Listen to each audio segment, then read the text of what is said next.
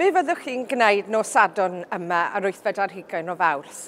Dwi'n gobeithio, fel fi, byddwch chi'n troi'r goleuadau mas yn eich cartref am 1 awr, achos Awr Ddaear yw dydd Sadwrn yma.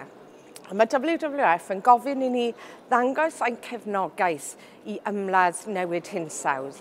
Mae'n bwysicach nag erioed eleni achos bod cynhadledd yn Paris diwedd y flwyddyn i drafod hyn. Ac mae mudiadau ac adeiladau ar draws Cymru yn cymryd rhan. Felly gobeithio lle bynnag fyddwch chi'n mynd, fyddwch chi'n gweld adeiladau tywyll. Maen nhw wedi gofyn i ni hefyd cael cinio gyda canhwyllau am yr awr nos Sadwrn ac anfon lluniau mewn ar Twitter a Facebook i ddangos ein cefnogaeth. Dwi yn gobeithio byddwch chi yn y tywyllwch nos Sadwrn, byddai i yn sicr.